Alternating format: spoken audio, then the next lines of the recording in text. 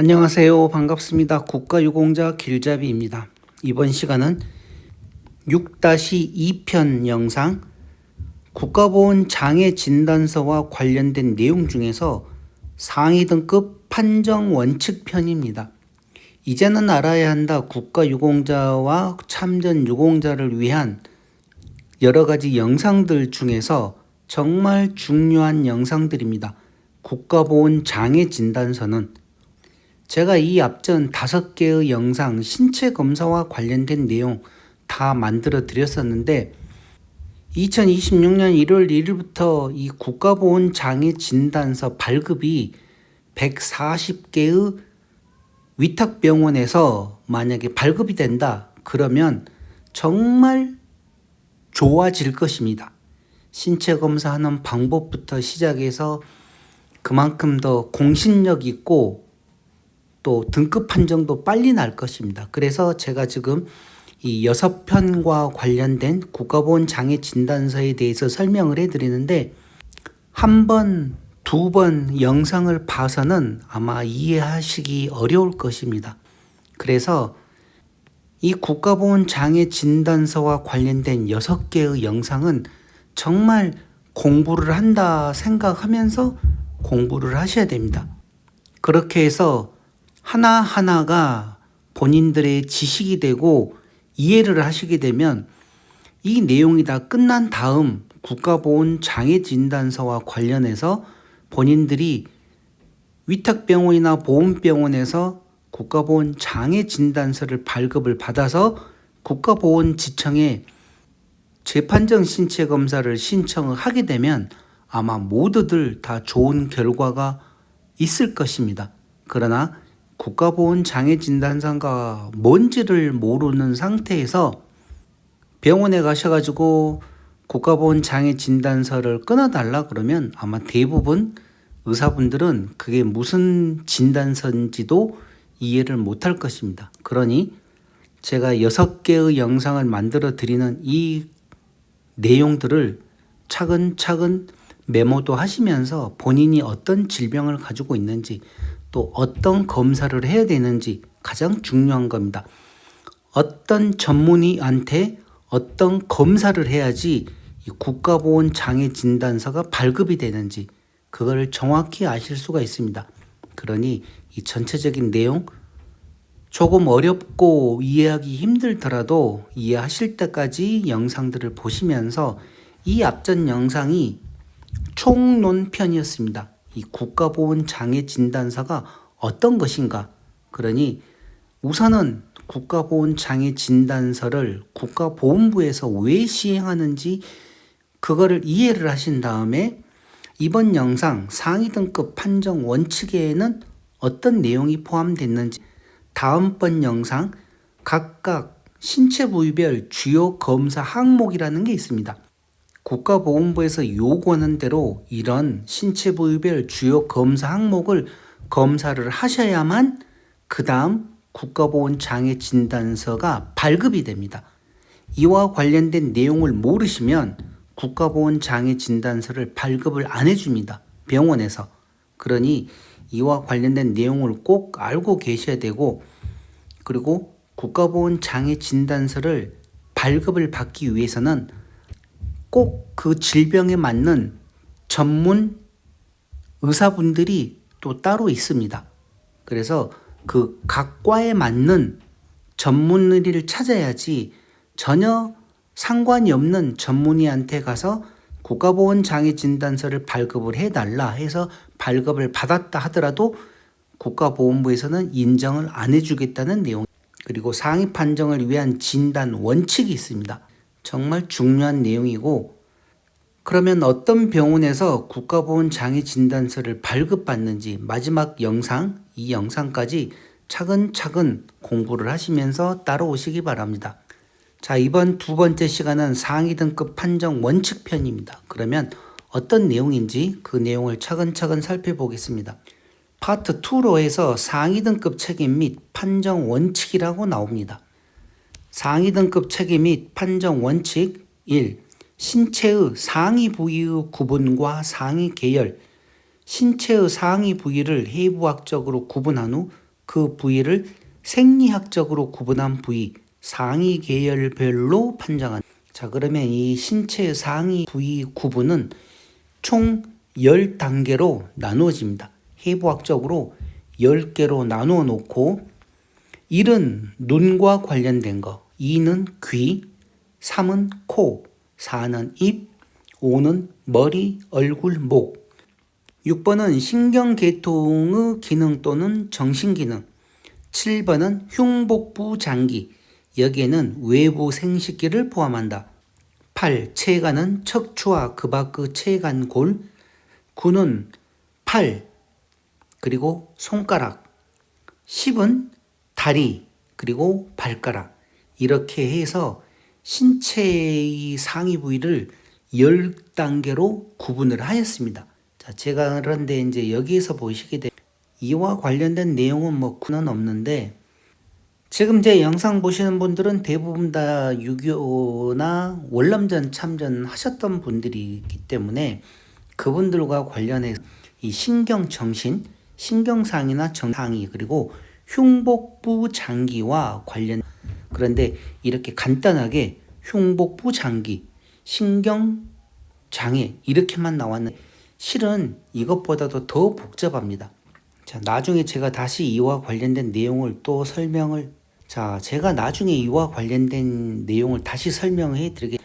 우선 여기서 간단하게 보시게 되면 신경계통과 정신장애, 여기 신경계통과 정신장애를 다시 상세하게 세분하게 되면 일반 신경계통, 그리고 뇌손상 또는 중추신경계, 그 다음 말초신경병, 파킨슨병, 복합부위 통증 증후군, 정신계통, 이렇게 다시 또 상세하게 나눠집니다.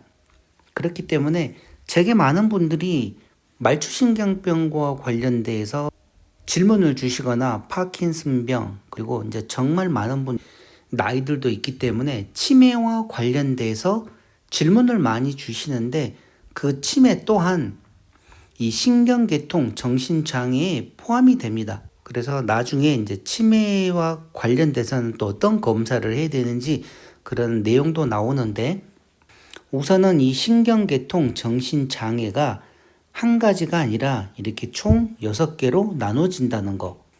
그리고 흉복부 장기 또한 또 한 가지만 있는 게 아닙니다. 흉복부, 일반 이 공통된 사항이 있고, 호흡기 질환과 관련된 심장 질환과, 그리고 신장 질환, 그리고 방광 장애, 그리고 폐암 등 악성 종양, 이렇게 나눠집니다. 제일 마지막 폐암 등 악성 종양, 이 악성 종양은 또 종류, 각종 암 종류와 관련된 내용인데 종류가 또 많이 늘어납니다. 어떤 암들을 이 흉복부 장기에서 이 악성 종양이라 하는가 하면, 고엽제 후유증에서 인정하는 전립선암, 폐암, 다발성 골수종, 침샘암, 방광암, 담낭암, 담도암, 후두암, 기관암, 연조직 육종암, 비호치킨 임파선암, 이렇게 총 11개의 악성 종양 암을 얘기하는 것이야. 그러니 이와 관련된 암을 가지고 계신 분들은 또 거기에 맞는 검사 항목이 있습니다. 다음 시간에 제가 또 영상으로 다 설명을 해드리겠지만, 국가보훈장애진단서를 발급받기 위한 이 악성 종양은 지금 보고 계시는 이 11개의 암이 포함된다고 알고 계시면 됩니다. 자, 그러니 다시 한번 제가 설명을 해드리겠습니다.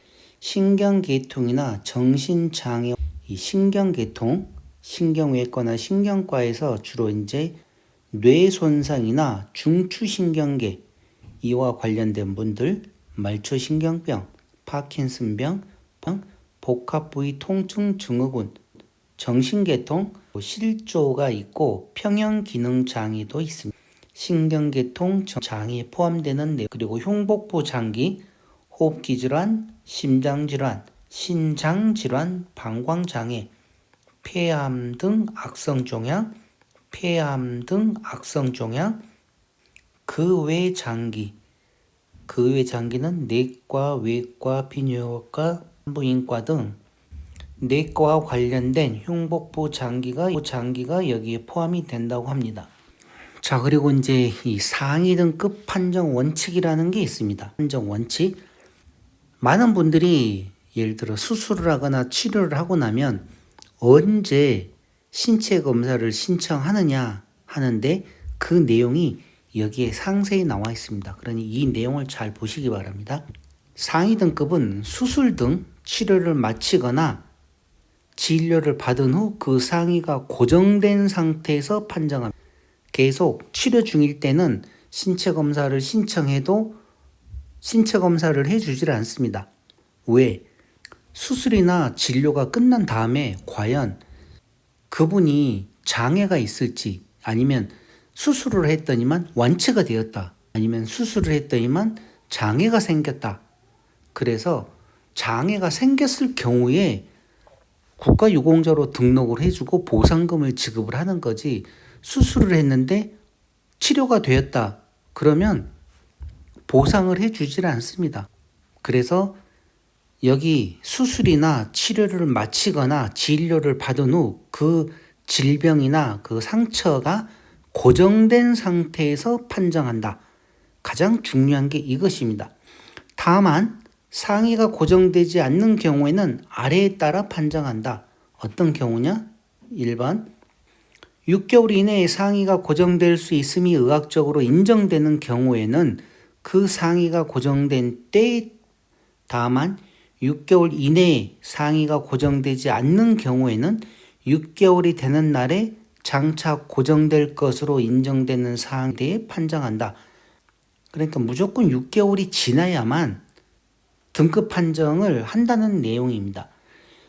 또 두 번째, 6개월 이내에 상위가 고정될 수 없음이 의학적으로 인정되는 경우에는 수술 등 치료를 마친 날 또는 진료를 받은 날부터 6개월 이내에 장차 고정될 것으로 인정되는 사항에 대하여 판정한다.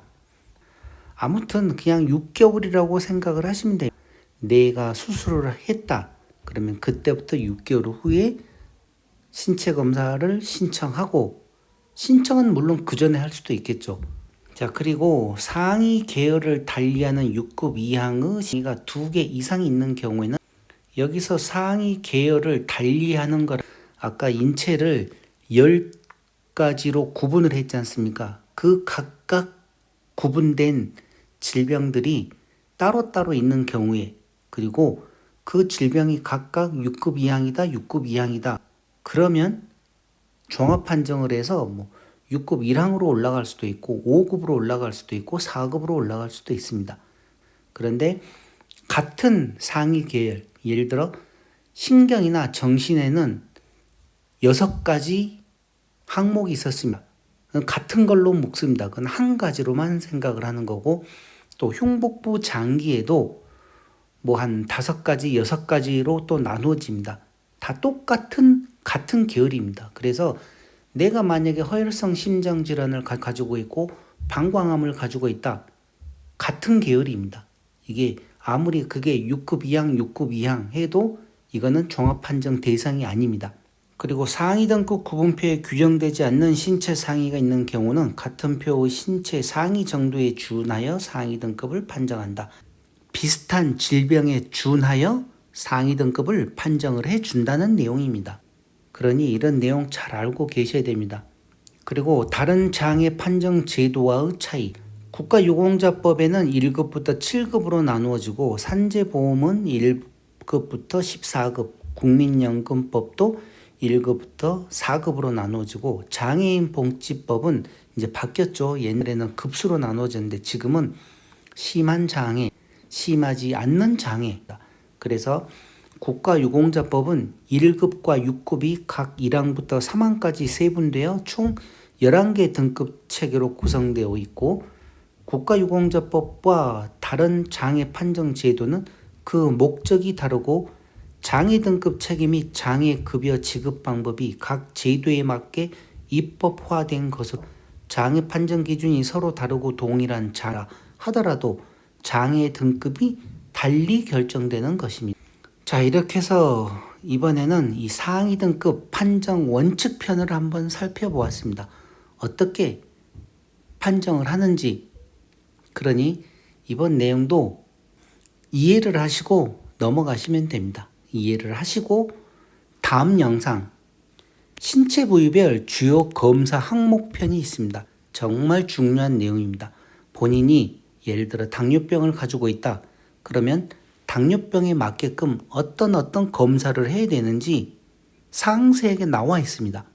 허혈성 심장 질환이다. 그러면 허혈성 심장 질환과 관련된 검사 항목들이 있습니다. 그래서 다음번 영상도 꼭 참고를 하시기 바랍니다.